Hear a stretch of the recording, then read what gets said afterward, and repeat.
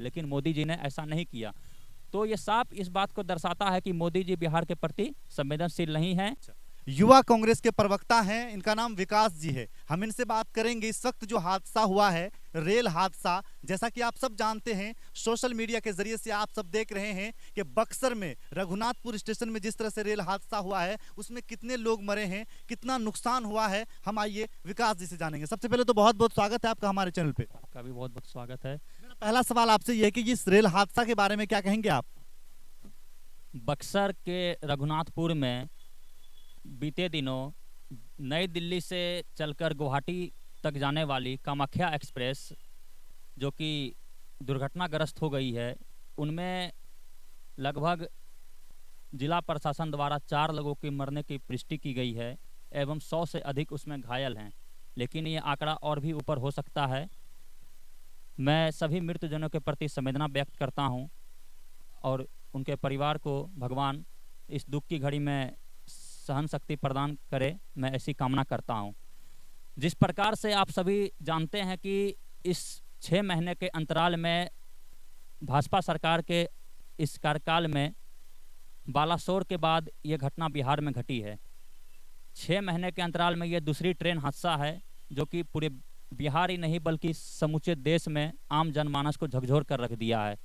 क्योंकि जिस प्रकार से आम जनमानस, गरीब लोग ट्रेन में सफ़र करते हैं, वो भी डरे हुए हैं कि आखिर इस प्रकार की घटना बार बार क्यों हो रही है, जो कि पहले इस प्रकार की घटना नहीं हुआ करती थी। मोदी सरकार के कार्यकाल में रेलवे को निजीकरण किया गया। आप बताइए कि रेलवे का जब निजीकरण किया गया है, उसमें जो रेलवे को जो खरीद रहे हैं वो सही तरीके से रेलवे को चला नहीं पा रहे हैं। तो रेलवे जो है एक इस देश का सबसे सेंट्रल का सबसे बड़ा बजट है और उस बजट को रेलवे को कम कर दिया गया।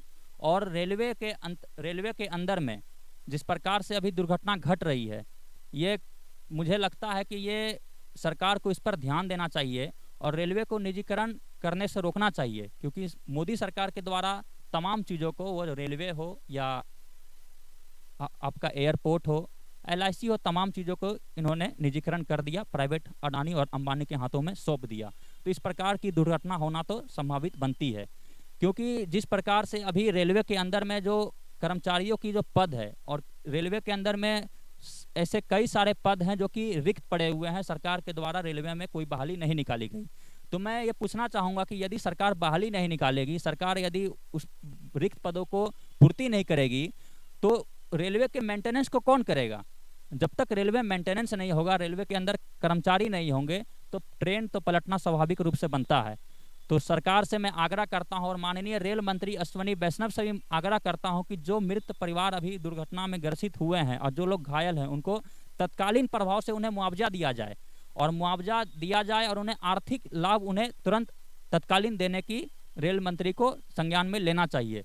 आपको पता होगा कि 1999 में बिहार के मुख्यमंत्री हमारे जो नीतीश कुमार जी हैं, वो 99 में रेल मंत्री हुआ करते थे। तो इसी प्रकार की एक घटना घटी थी जो कि बिहार में ही घटी थी।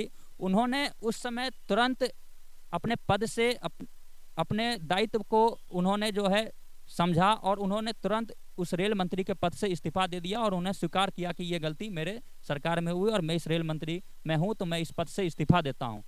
तो मैं चाहूँगा कि बालासोर की जो घटना हुई उसको भी रिपोर्ट नहीं आई और ये दूसरी दुर्घटना फिर से हो गई। तो अश्विनी वैष्णव जी को भी ये जिम्मेदारी लेना चाहिए और उन्हें अपने पद से इस्तीफा देना चाहिए। और मोदी जी को मैं बताना चाहूँगा कि जिस प्रकार से ये दुर्घटना बार बार हो रही है, तो आप इस पर संज्ञान क्यों नहीं लेते हैं? आप इस पर एक्शन क्यों नहीं ले रहे हैं? आप जब बालासोर में घटना हुई तो आप तो वहाँ पहुँच गए और आपने वोट बैंक बटोरने का काम किया, लेकिन बिहार में दुर्घटना हुई है, ना इस पर आपका एक ट्वीट आया और ना आप दुर्घटना स्थल का जायजा लेने आए। तो आप मुझे बताइए, बिहार क्या इस देश राज्य से अलग है? ये भी एक देश का एक अंग है जो कि हमारे भारत ही देश में है। लेकिन मोदी सरकार को क्या पता बिहार से ऐसी क्या नाराजगी है कि वो अभी तक उसमें देखने नहीं आया और रेल मंत्री तक उन्हें देखने नहीं आए हैं। तो ये कहीं ना कहीं सरकार की दूरदर्शिता को दर्शाता है और सरकार की लापरवाही को भी दर्शाता है। जिस समय ये दुर्घटना हुई थी उस समय कैलाश पर्वत पर जाकर, आदि योगी कैलाश पर्वत पर मोदी जी वहाँ पर पूजा में लगे हुए थे, पूजा अर्चना कर रहे थे। उनको इतना समय नहीं मिला कि वो बिहार वासियों के लिए, उस मृत परिवार के लिए एक ट्वीट कर उन्हें इस दुख की घड़ी में एक संवेदना प्रकट करें और उन्हें सांत्वना दें कि सरकार आपके साथ खड़ी है। लेकिन मोदी जी ने ऐसा नहीं किया।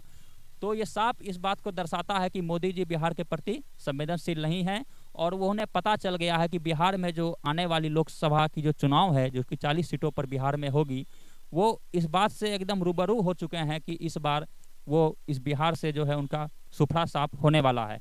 तो सरकार को लगातार अपने कामों पर ध्यान देना चाहिए। नहीं अगर आप काम कर पा रहे हैं तो अपने पद से इस्तीफा दे दीजिए, दूसरे लोग आएंगे। कई लोग बैठे हुए हैं जो अपना सरकार में दायित्व संभालने के लिए बैठे हैं, लेकिन ये माननीय रेल मंत्री जो है, इनका भी अभी तक एक ट्वीट नहीं आया और ये भी इस पर कुछ खुलकर नहीं बोले हैं। तो ये सरकार जो है पूरी तरीके से अपने काम में निरस्त है, काम नहीं कर रही है, सोई भी सरकार है और जनता को त्रस्त करने वाली सरकार है। ये सरकार 2024 में बदलने जा रही है। लोग इस सरकार से पूरी तरीके से परेशान हो चुके हैं, चाहे वो महंगाई हो, चाहे वो बेरोजगारी हो या फिर अन्य कोई मुद्दे हो, चाहे वो गरीबी हो। इस सरकार को हम 2024 में उखाड़ फेंकने का काम करेंगे। और मोदी जी को ये अभी मैं बता देना चाहता हूं कि आप यात्रा कीजिए, देश के लोग आपकी जगह पर, आप बताइए कि वहां पर जब ट्रेन दुर्घटना होती है तो हमारे युवा कांग्रेस के साथ ही जाते हैं, हमारे छात्र संगठन एनएसवाई के साथ ही पहुंचते हैं और उन लोगों की मदद करते हैं। और मदद करके उन तमाम लोगों को निकालते हैं जो उस दुर्घटना में ग्रसित हुए और उनको ले जाकर हॉस्पिटलाइज करते हैं। घायलों परिवार के साथ उनके साथ खड़े रहते हैं। तो इस प्रकार की राजनीति जो है सरकार अपने ऊपर ले नहीं रही है। और एबीपी जो छात्र संगठन है, उनके युवा मोर्चा है, लेकिन वो कहाँ दिखती है, वो सिर्फ गुंडई करते हैं, अच्छे चीज़ों में उनका कोई भागीदारी होता नहीं है। एक सवाल मैं आपसे ये करना चाहूँगा विकास जी कि रेल हादसा बराबर होता है और आखिर कारण क्या रहता है जो रेल हादसा होता है? मैं चाहूँगा कि हमारे दर्शकों को ज़रूर बताएं।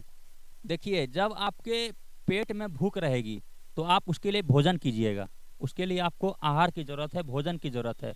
उसी प्रकार से ट्रेन में मेंटेनेंस की ज़रूरत है। रेल हादसा को रोकना है तो उसका मेंटेनेंस करना बहुत ही ज़रूरी है। मेंटेनेंस हो नहीं पा रही है ट्रेन की ठीक प्रकार से, उसमें लोग ड्राइवर जो हैं उनको ठीक प्रकार से मेंटेनेंस पटरी क्लियर मिल नहीं रहा है। तो जब तक आप मेंटेनेंस पे ध्यान नहीं दीजिएगा, मेंटेनेंस होगा कहाँ से? उसमें जो है आपका वहाँ पर पद रिक्त पड़े हुए हैं, लोगों का अभाव है, तो कम लोग कैसे इतने बड़े जोन को संभालेंगे? बहुत दानापुर जोन के अंदर आता है, उसमें रिक्त पद जो है उनको भरा जाए, ताकि जो ग्रुप डी के माध्यम से ही भरा जाए, उसको भर के उसको अगर भरेगा पद तभी ना उसका मेंटेनेंस हो पाएगा। मेंटेनेंस तो हो नहीं पा रहा है, सरकार लापरवाह है, पद पे बहाली निकालने का नाम नहीं लेती है। पद पे बहाली पर आप बात कीजिएगा तो आप आंदोलन कीजिएगा तो आपको जेल में डाल देगी। तो ये इस प्रकार की तानाशाह सरकार है। आप देखिए कि जिस प्रकार से अभी इंडिया गठबंधन बना है, उसमें संजय सिंह जो हैं आम आदमी पार्टी के नेता हैं, आप बताइए कि उनको गिरफ्तार कर लिया गया, लगातार उन्हें परेशान किया जा रहा है। ईडी द्वारा उन्हें गिरफ्तार कर शराब मामले में उन्हें जेल कर दिया गया है, अपने रिमांड पर ले लिया गया है। तो इस सरकार की मानसिकता को दर्शाता है कि वो कहीं ना कहीं से डरे हुए हैं 2024 को लेकर, और उनकी सरकार जा रही है तो लगातार जो है विपक्ष के ऊपर दबाव बना रहे हैं, ईडी सीबीआई का छापे मरवा रहे हैं, वो लगातार बड़े नेता के ऊपर फोकस कर रहे हैं। तो मोदी का ये काम है, यदि हमसे नहीं कुछ हो तो ईडी सीबीआई का उन पर छापा मरवाइए। तो क्या मोदी जी इतने साफ सुथरे हैं कि आप भी तो घोटाले किए हैं, आपका भी कोई ना कोई घोटाला है, आप भी जब सरकार से हटिएगा तो आपके ऊपर भी इसी प्रकार से ईडी सीबीआई का घोटाला होगा, आप भी जेल जाइएगा। तो ये सरकार जो है लगातार विपक्ष के ऊपर दबाव बनाती है, सरकार गिराने की कोशिश करती है। सरकार गिराने के पीछे उनका पैसे का खरीद फरोश रहता है। इतना पैसा उनके पास है, सोचिए कि वो सरकार गिरा देती है, विधायक को खरीद लेती है, सांसद को खरीद लेती है वो सरकार। तो ये इस बार जनता ने मन बना लिया है कि इस बार 2024 के अंदर में ये सरकार को हम जड़ से उखाड़ फेंकेंगे, चाहे वो जनता हो या फिर वो विद्यार्थी हो या फिर वो व्यवसायिक हो या फिर वो गरीब हो, सभी लोग इस सरकार को इस बार 2024 में मन बना लिए हैं। ये सरकार 2024 में पूरी लोकसभा के सीट में हारने जा रही है और देश के प्रधानमंत्री राहुल गांधी जी बनने जा रहे हैं।